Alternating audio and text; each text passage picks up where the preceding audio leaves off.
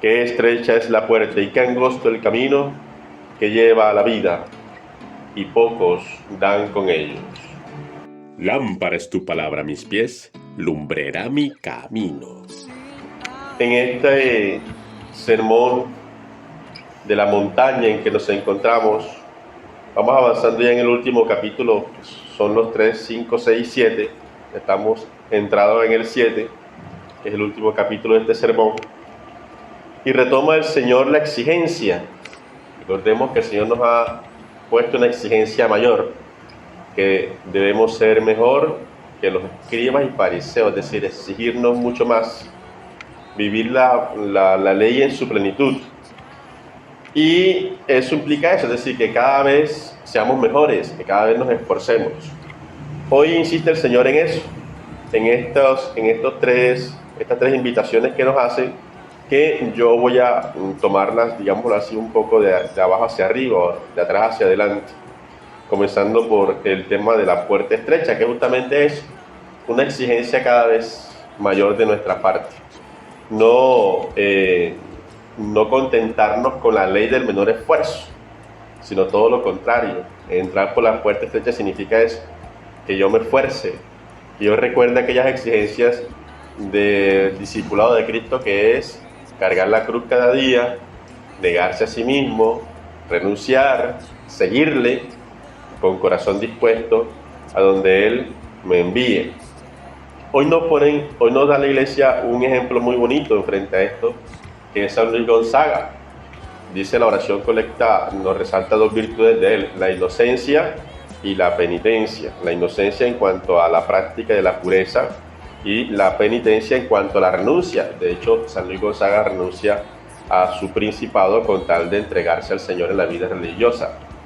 Y decía la oración colecta una cosa simpática, que si no lo imitamos en la inocencia, al menos sí en la penitencia. Es decir, que nos esforcemos cada día más por crecer en la conversión. De hecho, aquí hay una alusión concreta a eso, a la conversión, porque se nos está hablando de la salvación o la perdición. Dicen, ancha y espaciosa la puerta que lleva a la perdición, pero la que lleva a la vida, entendemos esta vida como la vida eterna, la salvación, es la puerta estrecha. Entonces tendríamos nosotros que mirar qué nos falta para entrar por esa puerta estrecha, o si estamos acomodados en nuestras zonas de confort, si estamos acomodados en nuestro menor esfuerzo y nos está faltando un poco más dar nuestra mejor versión, como se dice hoy en día, esforzarnos para que cada día sea una mejor versión de nosotros en todo, pero especialmente en este plano de la fe, en el seguimiento del Señor, como San Luis Gonzaga, que es aquello a lo que tengo que renunciar, que es aquello en lo que tengo que hacer una mayor obra de penitencia para crecer en los caminos de Dios. Y en ese mismo orden viene una segunda invitación, y es la llamada regla de oro: tratar a los demás como quieren que ellos los traten. Que Jesús lo pone en positivo, porque antes de Jesús aparecía en negativo: no traten a los demás, no hagan con los demás lo que no quieren que ellos hagan con ustedes. Era más que todo una prohibición: no hagas. Ahora es una acción: haz. Jesús nos invita a ser activos, a ponernos en camino, a tomar la acción, a no quedarnos allí, insisto, en nuestra zona de confort, sino a actuar, y actuar haciendo el bien. Recordemos que Jesús resume en la ley en la práctica del bien. Cuando nos habla de que Él no vino a abolir la ley sino los profetas, dice: porque ustedes tienen que ser como esa luz que se pone para que alumbre toda la casa. ¿Y cuál es la luz que va a alumbrar? Sus buenas obras. Hoy insiste en eso. Cuando dice trata a los demás como quieren que ellos los traten, en las buenas obras, es decir, actúa con bien siempre en relación con los demás. En esto consiste la ley y los profetas. Otra vez resume ahí toda la palabra, resume todos los mandamientos, resume toda la ley en esa práctica del bien, en esa práctica del amor, en esa práctica del buen trato hacia los demás. Entonces, en este camino de exigencia mayor, de justicia mayor, se nos invita a eso, a actuar siempre, a tomar la iniciativa de hacer el bien a todos los hermanos. Y la última invitación es en relación con nuestra aquello que llama Jesús la sagacidad evangélica. Sean mansos como palomas, pero astutos como serpientes. Y esa astucia no es tanto como la entendemos como malicia, ¿no? Sino es decir, la prudencia. Saber uno cómo actuar en el momento oportuno, saber uno qué decir y a quién decirle, porque el Evangelio es esa perla preciosa de la que habla hoy la palabra.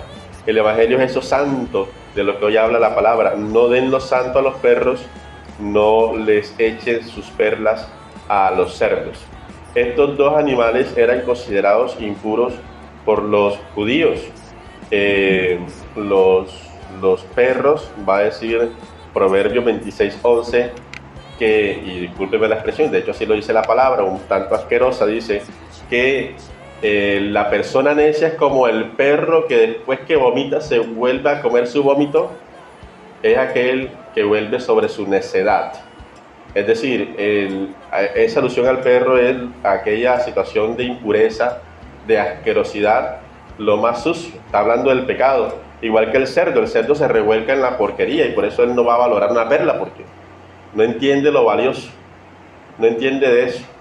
Entonces uno tiene que ser sigiloso, tiene que ser prudente, tiene que saber, incluso en el tema de la confidencia. A veces pasa, por ejemplo, que uno le dice al vecino, voy a poner tal negocio, y al siguiente día ya el vecino puso ese negocio. Entonces uno tiene que saber incluso hasta quién decirle las cosas. Eso lo podemos trasladar al plano de la fe. No todo se lo podemos decir a todos. Por eso estas experiencias carismáticas, como por ejemplo un retiro de Emaús, que nos dicen, eso no se lo puede contar ni siquiera a su familia, ni siquiera a su pareja, porque no lo va a entender. Usted llega todo feliz, diciendo que se ha encontrado con Cristo, que quiere renunciar a muchas cosas malas, y la gente no lo van a entender. Se van a burlar de usted, y mucho más aquel que no está convertido, que es el que hace referencia al contexto del Evangelio, porque este contexto está dado en un contexto de persecución. Entonces los discípulos de Cristo tienen que ser muy prudentes, saber a quién decir las cosas para no caer en la persecución. Entonces nos puede pasar a nosotros, uno le cuenta sus cosas espirituales a alguien y no lo entiende, se burla, lo señala. Por ejemplo, aquellos compadres con pinches alcahuetas que se alcahuetan la infidelidad y de repente uno de los dos se convirtió al Señor y quiere dejar la infidelidad. El otro, ¿qué le va a decir? Ay, ¿ahora qué? Te cambiaste de equipo. Ay, ¿ahora qué? Un santo, aleluya. ¿Cierto? Entonces comienza, porque él no está convertido, él está todavía en la impureza, revolcándose en el pecado, mientras que el otro está haciendo un esfuerzo. Entonces en este camino de esfuerzo debemos ser prudentes. Si bien hay que seguirnos cada día, si bien hay que ser mejores, tenemos que ser sigilosos, prudentes, sensatos, sabios, para poder hacer las cosas conforme al querer de Dios. Y los bendiga Dios Todopoderoso, Padre, Hijo y Espíritu Santo, y les acompañe siempre.